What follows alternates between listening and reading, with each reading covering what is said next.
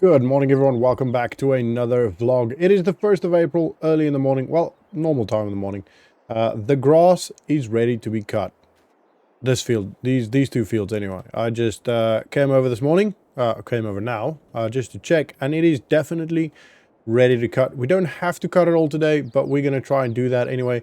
That field has germinated really well over the last couple of weeks, and the wheat is still growing really well. It doesn't look like through the winter there was any damage to the wheat at all. Everything, there's no spots that aren't growing as quick as the other. Everything seems to be growing in at the same rate, and it seems to be doing pretty well. So quite happy with that. A couple of things that needs to happen today. Obviously, we need to cut this. One of them will need to become hay, and one of them will need to become silage. I don't think we're going to do that one hay, this one silage, but I don't think that'll be enough hay, actually. But that's not the end of the world. We've obviously got that big one there as well, so we could maybe do that one hay as well, or part of it hay as well. I don't know. We'll see what we do.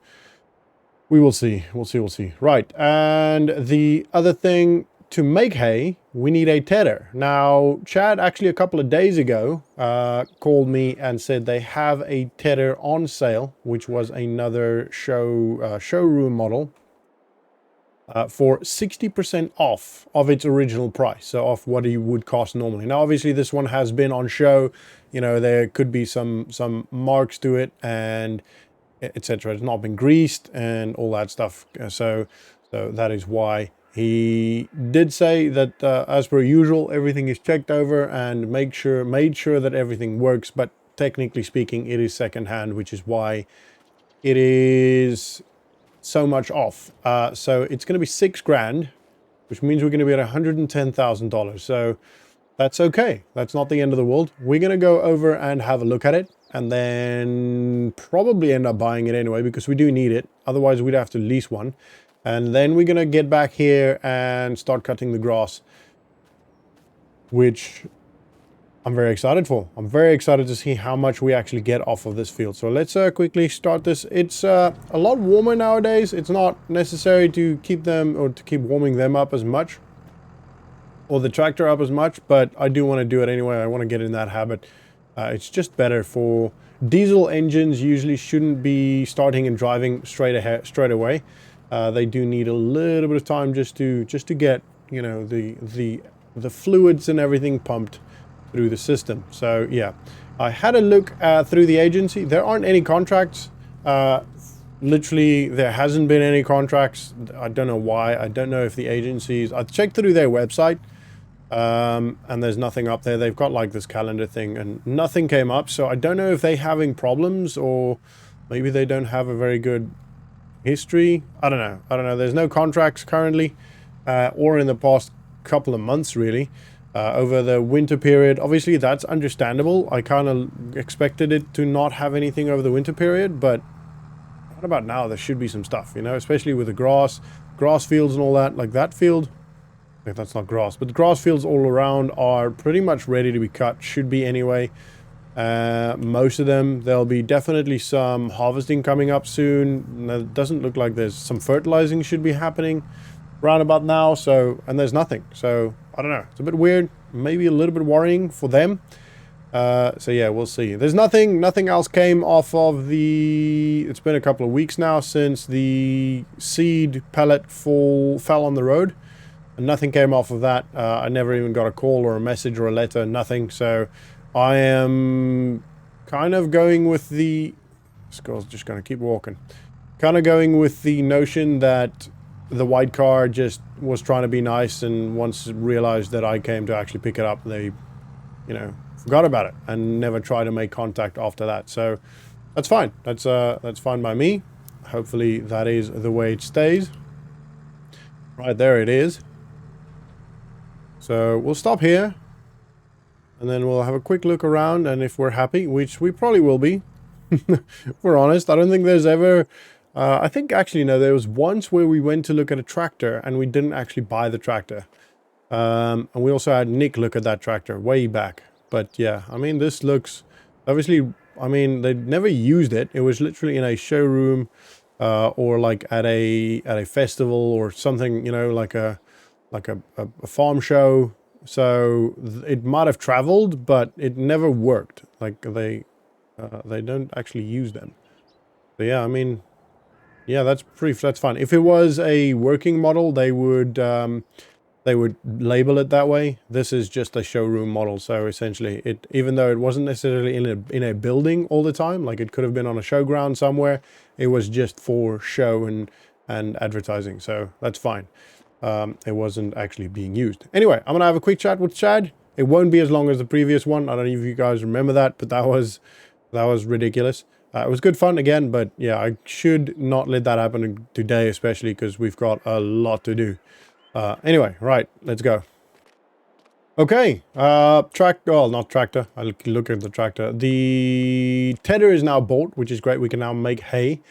So that's fine. $6,000, easy. I'm happy with that. It would have been, I think, around about $15,000 if we bought this new, which isn't even that expensive, to be honest. But it is obviously a lot better, a lot cheaper for us to buy it. Showroom models. That's why I kind of want to keep doing this, you know. I still don't want to buy secondhand because I still, I can't fix things, and obviously we don't have a Nick anymore. We will maybe one day meet someone again, or could potentially advertise once we're making enough money every month that we can maybe get someone to regularly repair our stuff. But for the time being, if we do need to do something like that, which we might have to do that with this tractor because this one's getting hammered, we will just use the dealership for that, you know, pay the dealership for that. I'm gonna go now. So, sorry guy. Talking about tractors, there was actually a something, I can't remember the tractor's name. It's a pretty small tractor. It is for sale, but it's too small. I think we had one on sale. It might be even the same one a couple of months ago. Yeah, it's just too small. It's like 136 horsepower or something, and we've currently got 225. We need something either similar size or bigger. We don't need that. I mean, we could get away with probably, what's the heaviest thing? Probably the baler would be the biggest thing, and that takes, you'd need a minimum of like 120 horsepower for that. So we'd be fine with something around 136, but then, you know, that kind of limits us. You know, if we buy another tractor, it needs to be a good enough tractor that we know we will be able to use that for a while, you know, rather than just getting something that will be able to do very little. Obviously, the tractor we are looking at getting will mostly be used for the cow stuff, so the mixing of the ration, etc. Oh, and mineral feed. We need mineral feed. That's the other day, a couple of weeks ago. I couldn't remember the name of what it was, but it's mineral feed. Anyway, so the tractor would be on this side of the farm, literally just doing mixing and ferrying, essentially, bales, etc. In between. So it would need a front loader. We could potentially use the same one as long as it's got a similar width. But then, again, that also means that we should be looking for something either roughly the same size or maybe slightly smaller. Maybe. Probably if we go too big, then this front loader might not work on that. But I don't know. We'll have to have a look. I think front loaders most of the time are fairly similar in size. And then it's just the attachment is quite wide depending on the size of the engine. You know, this, as you can see, this one's quite wide, quite a lot wider than the engine compartment. So maybe that's just the way they do it. I don't know. I'm not a what do you call it? This thing engineer. A tractor engineer. There you go. The tractor is the name I'm looking for. Right, I'm going to go grab the drone in the house, get that set up, and quickly get these two fields cut, and then we'll TED that one bale windrow both. We'll do the windrowing at the same time. We'll turn that one first and then windrow both of them. We do have a windrower, do we? Yes, we do have that windrower. Cool. I was just wondering, geez, do we even have one? Yeah, we're good on that side. And then we'll bale... We'll probably bale both. And then this, everything that comes from this field we'll have to wrap. So we'll have to lease a wrapper. Unless something comes up on sale. We don't have to do it all today. It'll be a crazy day if we try and do all of that today. But we're gonna try and get as far as we can. Right, let me go grab the drone. Let me just turn this off. Let me go grab the drone, set it up, and I'll see you guys in a sec. So for now, sit back, relax, and enjoy the ride. Jack keeps the Ferris wheel spinning like the loose wheel in his mind. Always seems a little nervous, a little bit behind, and he can't afford the good weed no more. It used to help him pass the time. Long days, long lives, but the carny will get by. Well, Jack just found out yesterday that the Rona might take his job away. The poor bastard, he ain't got nothing saved. He's spending all on alcohol and $3 pull tabs. Bad luck, bad vibes.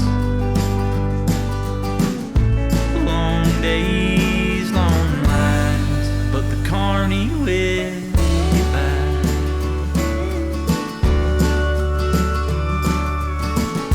Oh, it's so hard to make a living when you barely can survive.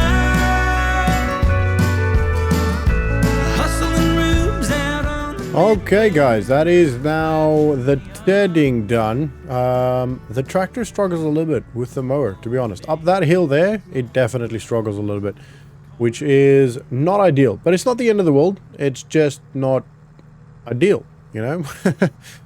So, as I was driving, ooh, I don't know if we're gonna have space for all of this. Okay. We might actually have to consider getting another shed in here. Right, we'll put this down here for now.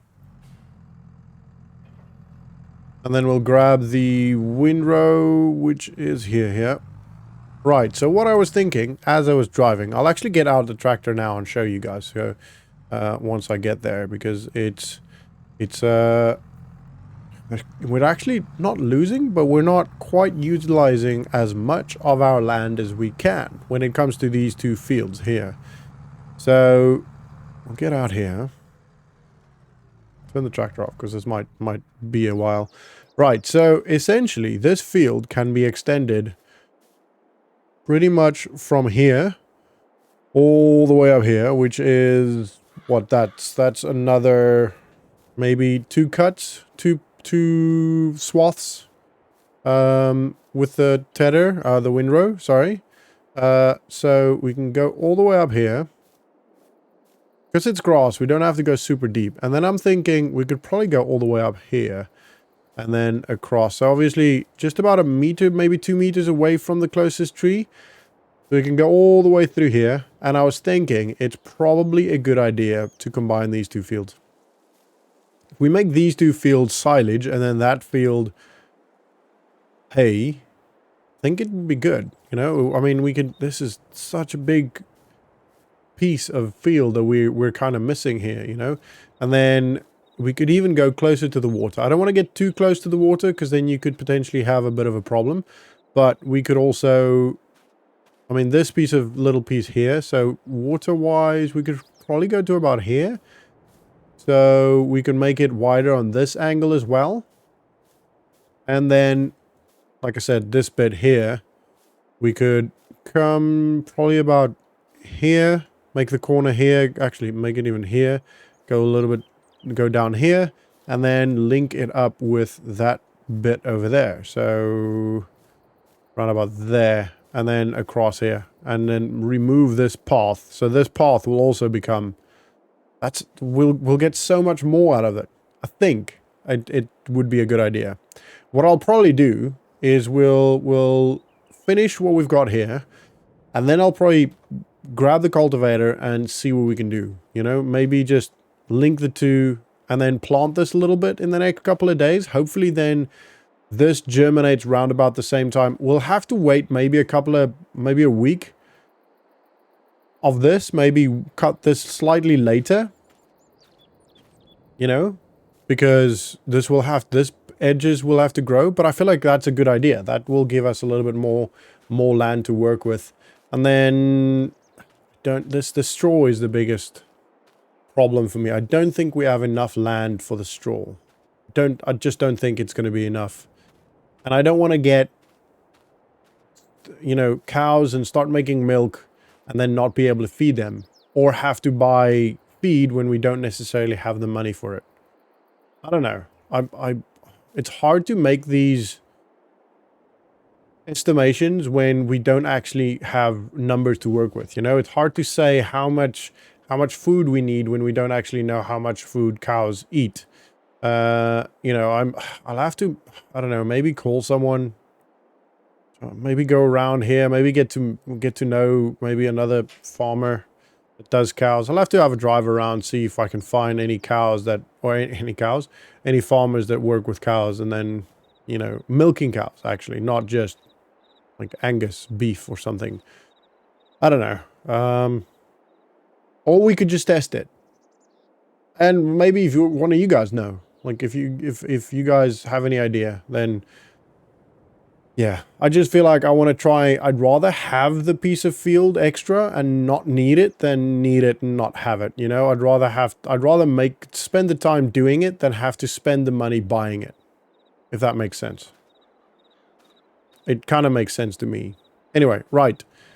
Worst case scenario, we end up buying, you know, making an offer, maybe even way above what he has been offered and what the land is worth. It gives us that extra piece of land. Maybe we combine that into one big field. I don't know. We'll see. Because even then, if we go up here, the only thing we then need to do is maybe have a single dividing line here, and we could even extend it a little bit further. I don't really see the point in doing that, though. We just cut those 4 trees and then combine those two. I don't know. We'll see. Right. Let's get windrowing. Get all of this windrowed, and then let me just unfold this and then start baling. Really, we're on pace to get everything done today, which is good. All of this field done today. Not necessarily the wrapping, because I have to have a look. Actually, while I'm here, let me just I'm going to turn this off, have a quick look at, see if I can go on their website, see roughly just what the wrapping a wrapper would cost to lease, because we're not going to buy one. Right, give me a couple of minutes. I'll be right back. Okay, so I had to end up calling Chad because the leasing cost is actually not on the website anymore. I can't remember whether it used to be. I feel like it used to be on the website, but it's not there anymore. They keep updating and changing stuff. Anyway, so it's going to be about just under $3,000 to lease a wrapper, which is a lot of money. But fortunately, it's got to be done. Chad did also mention, Chad did also mention that there is a New Holland T7, if I'm not mistaken, on sale, but it's $117,000. So yeah, we're not getting that. It's 315 horsepower, which would be great, since our tractor is struggling a little bit with this hill with the mower. But it's still workable, right? It puts a lot of pressure on the engine, and which is obviously not ideal. Don't really want to be putting that much pressure on the engine, but it's workable, right? It does the job still. So yeah, it's not the end of the world. Right, I'm gonna get the drone back up. I know that's a double time lapse for this episode. Apologies for that, but sometimes it's gotta happen, you know? So right, I'm gonna get the drone up, get the windrowing done, and then I'll speak to you guys when I'm done. So for now, sit back, relax, and enjoy the ride.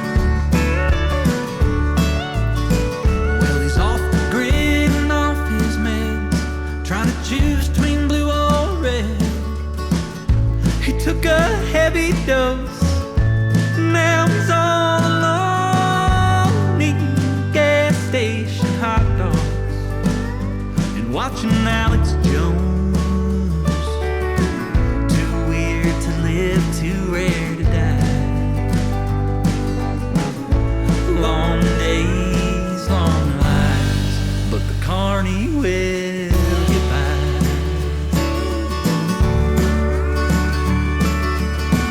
What will become of all the carnies when we've shuttered up the world? Utter darkness on the midway in a rusty old tilt-a-whirl. Long days, long lines, a mirage of neon signs.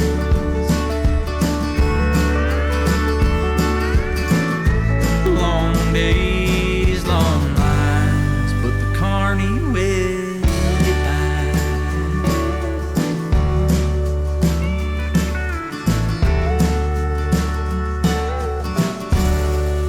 Right, ladies and gentlemen, I have to be honest with you. I think we made a mistake. I feel like we should have done silage for all of it. We got 2 bales of hay, which is not going to be... That's not enough. That's not going to be a good amount of... anything, really. We got, what, 4 bales of silage? Again, 5 bales. Again, not really enough. Okay, so it's not the end of the world, right? So we're not that rushed to get the cows. We do need to get the cows because we are slowly but surely just bleeding money. Every month there are expenses, and you know, every week there are expenses, and we haven't had money come in a while, in a very long while. So yeah, I am starting to stress a little bit. We still got 110,000, which is fine, but we still have to buy the cows. We still have to, you know, lease the harvester for the wheat, and, you know, like the chickens will potentially bring us in some money, maybe once or twice a year, maybe, depending on the price of the eggs. I might just sell it to like a local, you know, I don't know. Maybe we could set up a stall just on the farm and people could buy it there. I don't know. I'll have a look. That way, maybe at least we could get a constant income from it. I don't know. Yeah, I mean, obviously we also don't want the eggs to just stay there and get rotten, so we probably should sell them more recently, regardless of the value of eggs at the time. But yeah, I feel like we should have done all of its silage. Oh well, it is done now. There's not much we can do about it now. Tomorrow I will get the wrapper. There's not going to be... I could do it today, but there's no point in rushing. I'll probably get the wrapper tomorrow, wrap the bales, store it somewhere, as in load it, store it somewhere, and then probably store it in the sheds over there. Yeah. And then probably I'll extend this field. Kind of feel like we have to. I don't think we have much of a choice regarding that, if I'm honest. I just don't think we do. I think we need more. This is just not yielding enough grass to... I mean, that field's good. That field over there, it'll probably yield roughly the same amount, but still... Don't think that's enough for a year-long feed, you know? I mean, it doesn't have to be a year-long, though. It's the wheat that's the problem in that sense. I don't know. We maybe start with just like 3 or 4 cows and then just see how far we go, I guess. Anyway, I'm going to put the baler back, put the tractor back. That is going to be the end of this vlog, guys. I hope you enjoyed it. If you did, smash the like button. Subscribe if you are new to the channel. Thank you so much for watching. Hope you all have a great weekend, and I'll see you all in the next vlog. See ya.